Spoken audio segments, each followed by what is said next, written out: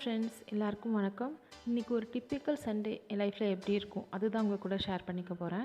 எப்போதும் போல் இஞ்சி கூடவே கொஞ்சம் ஏலக்காய் போட்டு டீ அண்ட் தயிர் உர ஊற்ற போகிறேன். மார்னிங் எங்கள் வீட்டில் வாங்குறது பசும் பால். அதில் எப்போவுமே பார்த்திங்கன்னா நிறைய பாலேடு கிடைக்கும். எப்போவுமே அந்த ஏடை மட்டும் தனியாக எடுத்து வச்சு அதை உரைக்கு ஊற்றிட்டு கடைஞ்சி அதில் அந்த மோர் எடுத்துகிட்டு கூடவே வெண்ணெய் எடுத்து ஆஃப்டர்வர்ட்ஸ் அந்த வெண்ணெயை நெய்யாக்கிடுவோம். ஸோ பாலோட காசுலேயே நமக்கு நெய்யும் கிடச்சிடும். அண்ட் இந்த வீட்டில் செய்கிற நெய்ன்றதுனால நல்ல வாசமாக ரொம்பவே டேஸ்ட்டாக இருக்கும். அதுதான் நான் இப்போ செய்ய போகிறேன். தயிருக்கு தனியாக பால் எடுத்து வச்சுருக்கேன். இப்போ பால் ஏடில் வந்து நான் உர ஊற்றுறேன். இது ஏடு ரொம்ப டைட்டாக இருக்கும் அப்படின்றதுனால நல்லா மிக்ஸ் பண்ணி விட்டுக்கணும். அப்படின்னா தான் ஈவனாக உரையும்.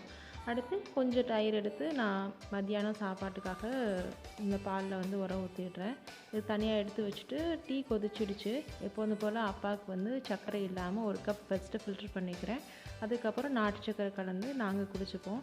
ஸ்ரீக்கு வந்து டீ வந்து நல்ல சூடாக கொதிக்க இருக்கணும். ஒரு தடவை கூட ஆற்றக்கூடாது. அப்படியே பாத்திரத்துலேருந்து இறக்கி ஃபில்ட்ரு பண்ணி உடனே கொடுத்துடணும்.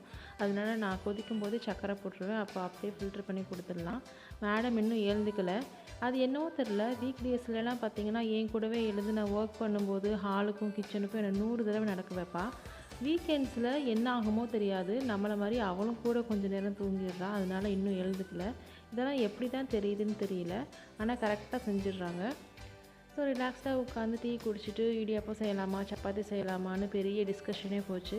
ஃபைனலி சப்பாத்தி வின் பண்ணனால நான் இப்போ டோ தான் பிசைஞ்சிட்ருக்கேன். எனக்கு சப்பாத்தி செய்கிறதுன்றது வந்து ரொம்ப கஷ்டமான ஒரு வேலை தான். அதுவும் மாவெல்லாம் கூட திரட்டிடுவேன், ஆனால் அதை போட்டு தட்டி எடுக்கிறதுக்கு எனக்கு ரொம்ப சோம்பேறியாக இருக்கும். அண்ட் ரவுண்டாக எனக்கு வந்ததே கிடையாது என் லைஃப்பில். அதனால் எப்போவுமே நான் டோ மட்டும் தான் ரெடி பண்ணுவேன். அம்மா தான் சப்பாத்தி பண்ணுவாள். இன்றைக்கி சப்பாத்திக்கு நான் ஒரு ப்ளைன் குருமா தான் செய்யலான்னு இருக்கேன். இது ரொம்ப சிம்பிளுங்க. இதுக்கு ரெசிபி வந்து நான் எக்ஸ்பிளைன் பண்ணணுன்னு கூட அவசியம் இல்லை. நீங்கள் ஸ்க்ரீனில் பார்த்தீங்கனாலே தெரியும். ஒரு 3 to 4 பெரிய வெங்காயம் எடுத்துக்கோங்க. அதை சும்மா க்யூப்ஸாக கட் பண்ணிக்கோங்க. ரஃப்பாக சாப் பண்ணால் போதும், ஏன்னா நம்ம கிரைண்ட் தான் பண்ண போகிறோம். அப்புறம் ஒரு 3 டொமேட்டோஸ் இல்லை 2 டொமேட்டோஸ் சின்னதாக இருந்ததுன்னா 3 எடுத்துக்கோங்க. எடுத்துகிட்டு ஒரு வெங்காயம் மட்டும் கொஞ்சம் ஸ்லைஸ் பண்ணி வச்சுக்கிறேன். அது ஒரு க்ரன்ச்சியாக இருக்கும், ஃபஸ்ட்டு ஃப்ரை பண்ணிக்கலான்னு சொல்லிட்டு. ஸோ எப்போதும் போல் பாத்திரத்தில் கொஞ்சம் எண்ணெய் விட்டு அந்த ஹோல் கரம் மசாலா, பட்டை, லவங்கம், கிராம்பு, சோம்பு இதெல்லாம் ஆட் பண்ணிவிட்டு நம்ம சாப் பண்ணி வச்சுருக்கோம் இல்லையா, அந்த ஆனியன் ஆட் பண்ணிக்கிறேன். அது கொஞ்சம் ஃப்ரை ஆன உடனே நம்ம செஞ்சு வச்சுருக்க ஆனியன் பேஸ்ட் ஆட் பண்ணிக்கிறேன். சீக்கிரமாக ஆனியன் பேஸ்ட் குக் ஆகிறதுக்காண்டி கொஞ்சம் கல்லுப்பு ஆட் பண்ணி மூடி வச்சு குக் பண்ணிக்கிறேன். இப்போ கொஞ்சம் இஞ்சி பூண்டு பேஸ்ட், இஞ்சி பூண்டு தட்டி தான் வச்சுருக்கேன், ஸோ அது சேர்த்துக்கிறேன். எப்போவுமே நம்ம இஞ்சி பூண்டு நம்ம சமைக்கும் போது இன்ஸ்டண்ட்டாக தட்டி எடுத்துக்கிட்டோன்னா ரொம்பவே அரோமா நல்லாயிருக்கும். இப்போது நம்ம பேஸ்ட் பண்ணி வச்சுருக்கிற 2 தக்காளி ஆட் பண்ணி நல்லா மூடி வச்சு குக் பண்ணிக்கிறேன். அது குக் ஆகிட்டுருக்க டைமில் நான் ஒரு தேங்காய் பேஸ்ட் அரைச்சிக்க போகிறேன். அதுக்கு கொஞ்சமாக துருவின தேங்காய், பச்சை மிளகா, கொஞ்சம் கேஷ்யூ நட்ஸ், அப்புறம் சோம்பு சேர்த்துக்கிறேன். இப்போ நம்ம ஆட் பண்ண தக்காளி நல்லா கொதிச்சிடுச்சு. இப்போ இந்த குருமாக்கு தேவையான மிளகாத்தூள், கரம் மசாலா அண்ட் தனியாத்தூள் ஆட் பண்ணிவிட்டு கொஞ்சமாக தண்ணி விட்டு லைட்டாக லிட்டை க்ளோஸ் பண்ணி ஒரு 2-3 மினிட்ஸ்க்கு குக் பண்ணிக்கிறேன். லேட்டர் இதோட புதினா அண்ட் தயிர் சேர்த்து இந்த டிஷ்க்கு தேவையான அளவுக்கு தண்ணி ஊற்றி எண்ணெய் பிரிஞ்சு வர வரைக்கும் நான் நல்லா கொதிக்க விட்டுக்கிறேன். ஃபைனலி தேங்காய் பேஸ்ட் ஆட் பண்ணி ஒரு 2-3 மினிட்ஸ் க்ளோஸ் பண்ணி குக் பண்ணிவிட்டு அதுக்கப்புறம் ஒரு 2-3 மினிட்ஸ் ஓப்பன் ஃப்ளேமில் குக் பண்ணிக்கிறேன். குருமாவோட கன்சிஸ்டன்சி கொஞ்சம் திக்காகிறதுக்காண்டி இப்படி செஞ்சுக்கிறேன். அவ்வளோதான், இதோட நமக்கு குருமா ரெடி ஆகிடும். இது ரொம்ப ப்ளைனான குருமா. இதில் நீங்கள் எந்த வெஜிடபிள்ஸ் கூட ஆட் பண்ண வேணாம், டக்குன்னு செஞ்சிடலாம். சாப்பிங் எந்த வேலையுமே கிடையாது. சைட் பை சைட் நான் செஞ்சு வச்சுருக்க சப்பாத்தி மாவை குட்டி போர்ஷன்ஸாக பிரித்து உருட்டி சப்பாத்தி செய்கிறதுக்கு அம்மாக்கிட்ட கொடுத்துட போகிறேன். இப்போ நாங்கள் ஸ்டோர் பாட் ஆஷிர்வாத் ஆட்டா தான் யூஸ் பண்ணிகிட்ருக்கோம். ஆனால் முன்னாடியெல்லாம் கோதுமை வாங்கி அரைச்சி சலிச்சு தான் யூஸ் பண்ணுவோம்.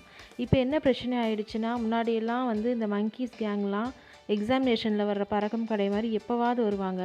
பட் இப்போல்லாம் எக்ஸாமில் வர்ற கஷ்டமான கொஸ்டின் மாதிரி எப்போவுமே வர ஆரம்பிச்சிட்டாங்க. அதனால் எதுவுமே வெளியில் வைக்க முடியல. எது வச்சுருந்தாலும் எடுத்து சாப்பிட்றாங்க. இல்லை சாப்பிட முடியாத பொருளாக இருந்தால் தட்டி விட்டு கொட்டி விட்டு அந்த இடத்தையே நேஸ்டி பண்ணிவிட்டு போயிடுறாங்க. நமக்கு எல்லாமே வீணாகிடுது. இதனால் நாங்கள் இப்போ வெளியில் எதுவுமே வைக்க முடியல, காய வைக்கிறது எதுவுமே வைக்க முடியல.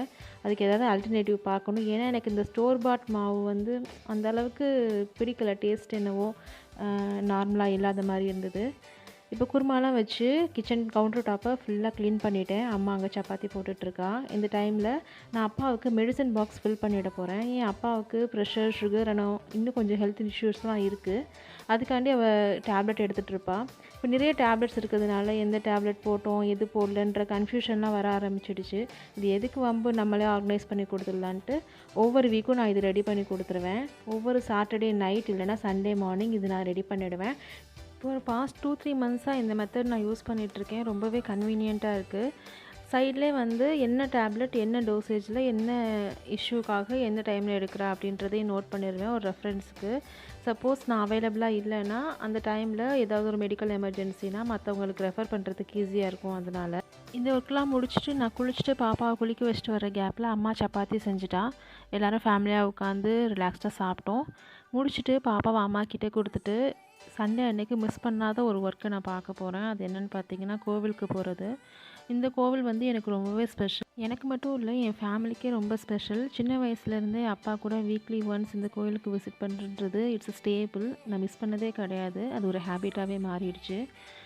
நான் மட்டும் இல்லை, நீங்கள் சிவகங்கை புதுக்கோட்டை டிஸ்ட்ரிக்டில் இருந்தீங்கன்னா கண்டிப்பாக உங்களுக்கும் இந்த கோவில் தெரிஞ்சிருக்கும். எந்த கோவில்னு இப்போ கெஸ் பண்ணிட்டீங்கன்னா கண்டிப்பாக கமெண்ட் பண்ணுங்கள். ஸோ அவ்வளோதான் ஃப்ரெண்ட்ஸ், இவ்வளோ சந்தோஷமான வாழ்க்கையை கொடுத்ததுக்கு நன்றி சொல்லிவிட்டு நாங்களும் வீட்டுக்கு கிளம்பிட்டோம். இன்னொரு விலாகில் மீட் பண்ணலாம்.